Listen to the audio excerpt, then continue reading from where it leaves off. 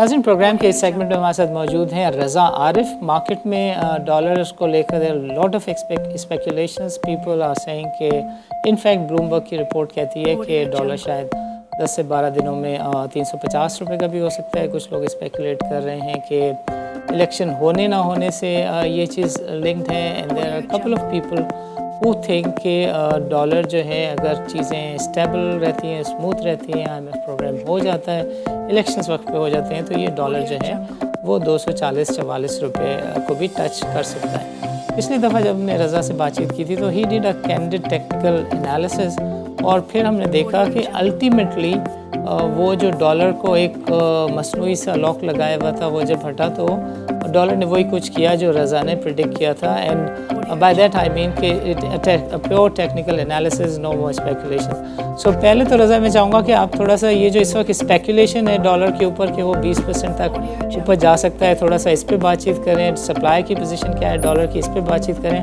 और आखिर में एक अपना व्यू ज़रूर दें कि how do you look at it given the trading pattern, आपको डॉलर कहाँ स्टेबल होता हुआ दिखता है? जी सानी, thank you for taking me in the show again.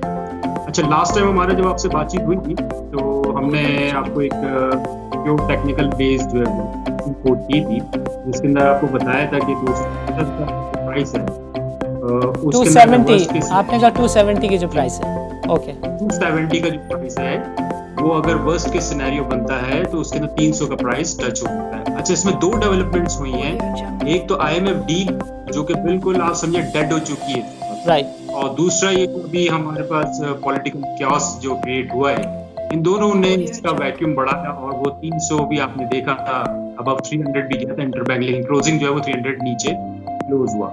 उसके बाद अभी कुछ दिनों के अंदर वापस 278 का लो लगाया है और 85 के करीब अराउंड इंटरबैंक ये चल रहा है। ये तो पिछली साइड थी जिसके अंदर वर्स्ट के सिनेरियो हमने रज़ा, बिफोर यू मूव अहेड, ये दोबारा सिचुएशन वैसी भी हो रही है कि 285 और 298 ये दोबारा से गैप क्यों हो रहा है? Is it a bad sign, good sign और ओके साइन?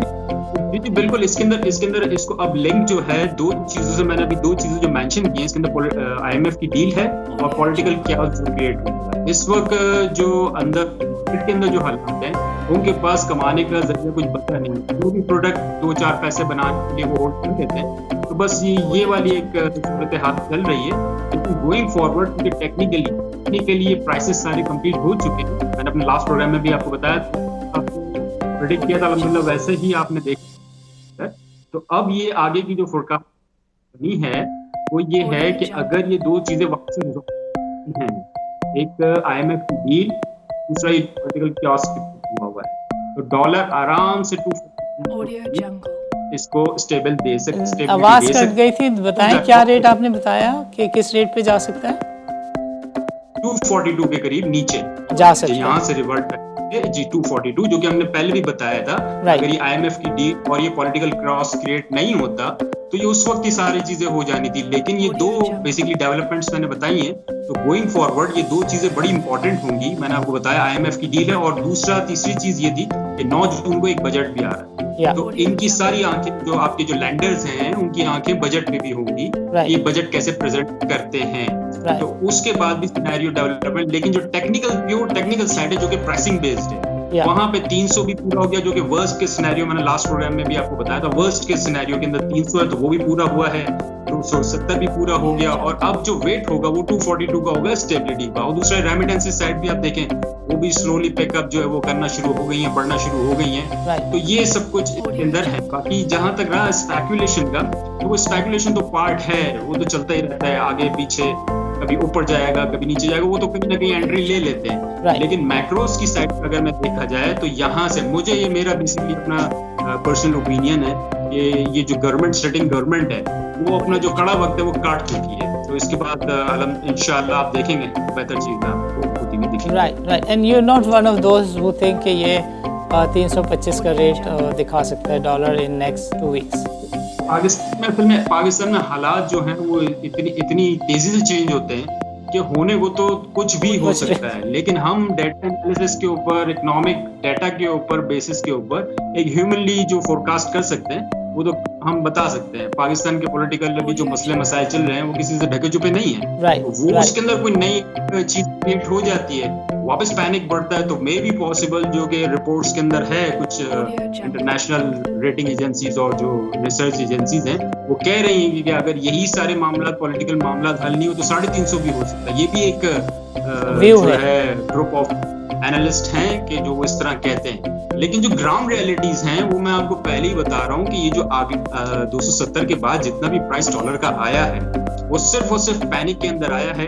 और ये पॉलिटिकल स्टेबिलिटी जैसे ही आ गई, एक कुछ किसी भी चीज की अनाउंसमेंट हो गई, तो उसके बाद ये आप देखेंगे कि 242 का टारगेट फौरन पूरा होगा। तो मैं आपको वापस रिपीट कर दूं, जो लास्ट टाइम मैंने फोरकास्ट किया था कि 270 के ऊपर वर्स्ट केस सिनेरियो के अंदर 300 है और 300 के बाद ये वापस रिवर्ट बैक होना। तो दो बेसिकली इसमें वर्स्ट केस सिनेरियो थे कि आपकी IMF की डील भी कंप्लीट नहीं हुई, वो बिल्कुल डेड हो गई, और सेकंड ये कि जो अभी ये सिटिंग गवर्नमेंट और ऑपोजिशन जो बाहर बैठी गवर्नमेंट से इमरान खान की, उनके दरमियान एक क्लैश खड़ा हो गया और इसके अंदर ये सारा लॉस खड़ा हो गया। तो अगर आप देखें तो 285-280 के दरमियान ही फ्लोट कर रहा था थोड़ी देर से पहले। जैसे इमरान खान का ये अरेस्ट और ये सारे आए तो एकदम से फ्लोट ये जो है इसको बर्स्ट पड़ा और वो 290 हुआ, फिर 298 हुआ, 300 क्रॉस हुआ, फिर वापस जब इनको रिलीज किया इमरान खान को तो ये वापस 278। तो बेसिकली क्लियर साइन है कि अब वो जो पॉलिटिकल लोग चाह रहे हैं कि आप जल्दी स्टेबिलिटी दें ताकि हम अपने रियल काम की तरफ जाएं। ये डॉलर की जो स्पेकुलेशन है, होल्डिंग जो है, इसको खत्म करें। आखिर में ये बताएं रजा कि ये जो क्रिप्टो करेंसी पे बैन लगाया है, बाइनेंस को की ट्रेडिंग को बैन किया है, does it has a impact over dollars trading और स्पेकुलेशन? सानी इसका कोई इतना ज्यादा इम्पैक्ट बनता नहीं है क्योंकि वो बिल्कुल डिफरेंट साइड है। आयशा वॉश पाशा जो पार्लियामेंट के अंदर उन्होंने स्पीच की क्रिप्टो करेंसी को बैन करने के लिए, तो वी अप्रिशिएट कि अच्छी वो है क्योंकि हमारे क्रिप्टो की ज्यादा नॉलेज है नहीं लोगों को, और जो वो नॉलेज नहीं है तो वो जब काम करने जाते हैं उनको समझ में कुछ नहीं आता और जिसका फायदा बाहर के जो ब्रोकर्स हैं वो उठाते हैं। तो वी अप्रिशिएट कि गवर्नमेंट जो है वो थोड़ा लेट उठी है लेकिन इसके ऊपर, लेकिन इसके अंदर एक और चीज देखने वाली है कि उसका ऑल्टरनेटिव क्या देंगे। अभी पहले से स्टक हैं लोग, इन्वेस्टमेंट अपनी लेके बैठे हैं। तो ये सलीम मांडीवाला हमारे सेनेटर हैं, उन्होंने भी कहा कि काफी हेवीली इन्वेस्टेड हैं लोग, तो फिर उनका क्या, तो क्या इसके अंदर बीच में आपने एक स्टेटमेंट तो दे दी है कि हम इसको बंद कर देंगे, जो एप्लीकेशन उसको बंद कर देंगे, तो ये कोई सोल्यूशन नहीं होता। वो फिर बहुत सारे रास्ते होते हैं, पता नहीं कहाँ से वो सारी चीजें कर लेते हैं, वापस आ जाती हैं चैनल में चीजें। लेकिन इसका कोई फायदा सोल्यूशन तो आप अपनी क्रिप्टो बनाएं, अपना कुछ इस तरह की प्रोडक्ट्स वगैरह बना दें